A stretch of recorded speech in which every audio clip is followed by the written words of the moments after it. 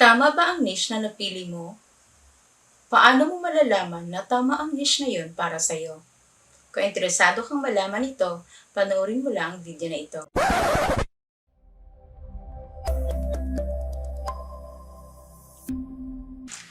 Bago po natin sagutin yan, kilalanin po muna natin kung ano ba ang ibig sabihin ng niche. Ano ba ang ibig sabihin ng niche sa YouTube? Hello guys! Welcome back to my channel. Ako nga pala si Miss Marge. At isa po akong high school teacher na nagtuturo po ako ng ICT. Marami ang nagtatanong kung gaano ba kaimportante sa isang YouTube creator ang pag-alam kung ano ang niche na nababagay para sa kanya. Maaaring isa ka sa mga content creator na kakaumpisa pa lamang o di kaya isa kang content creator na gustong mag-rebrand ng YouTube channel mo. Sa episode na to, pag-uusapan po natin kung tama ba ang niche na napili mo. At paano mo malalaman kung tama ba ang niche na yun para sa'yo. Ano ba ang ibig sabihin ng niche? Simple lang naman talaga ang ibig sabihin ng niche.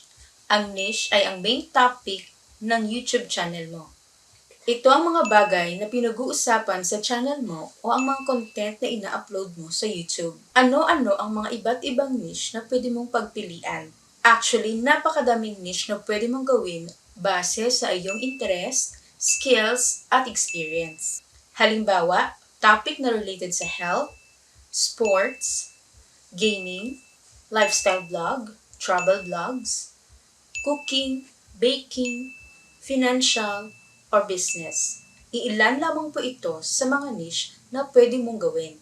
Ang paghahanap ng tamang niche para sa iyong YouTube channel ay mahalaga para ma-engage ang iyong mga target audience at mapalago ang iyong subscriber base. Narito ang 5 tips na maaari mong gawin para malaman mo kung ano ang tamang niche na para sa iyong YouTube channel. Tip number 1. Know your interest at passion. Pumili ng mga bagay na talagang interesado ka at passionate kang gawin.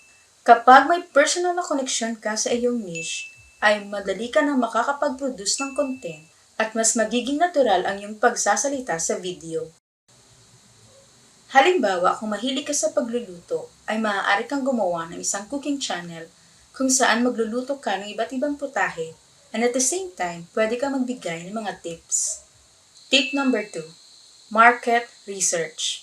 Alamin kung ano ang mga current trends at kung ano ang mga niche na malakas ang demand sa YouTube. Pwede kang mag-explore ng ibang popular na mga channel at tingnan ang kanilang mga topic. Halimbawa, kung ang gaming ay malakas ang demand, pwede kang gumawa ng gaming channel at maglaro ng iba't ibang mga video games at magbigay ng mga reviews. Tip number 3. Know your audience. I-research mo ang iyong mga potensyal na target audience. Alamin kung ano ang mga interes nila at alamin kung ano ang mga problema na hinahanapan nila ng solusyon. Halimbawa, kung ikaw ay mahusay sa personal finance, maaari ka mag-create ng channel na ang topic ay about sa money management at financial literacy para sa mga young professionals.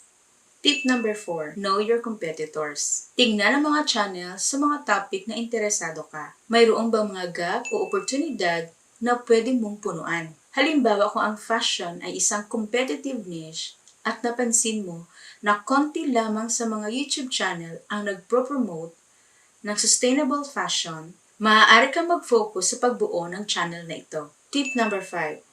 Experiment. Hindi mo agad kailangan ma-perfect ang iyong niche. Maaari kang mag-eksperimento sa iba't ibang mga topics at tukuyin kung alin sa mga ito ang mataas ang engagement at interest mula sa iyong mga target audience.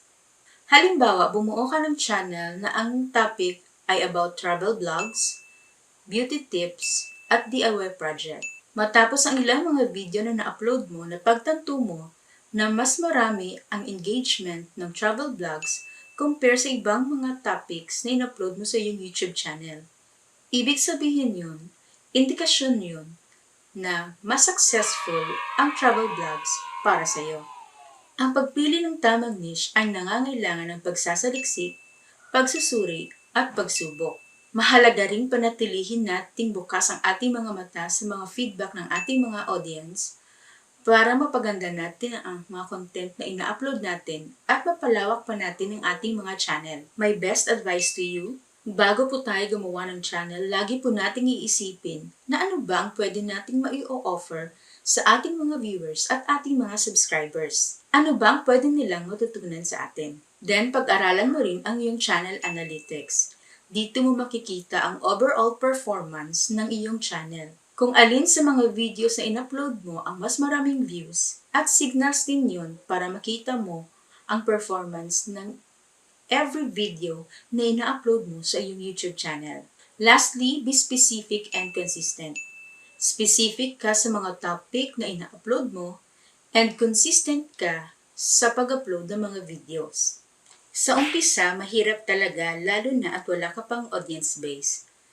Pero kapag consistent ka sa pag-upload ng mga video, lalong ipupush ng YouTube algorithm ang iyong video o ang iyong channel para sa wider audience. I hope may natutunan po kayo sa episode na ito. Marami pong salamat sa inyong panonood. See you again next week. Bye!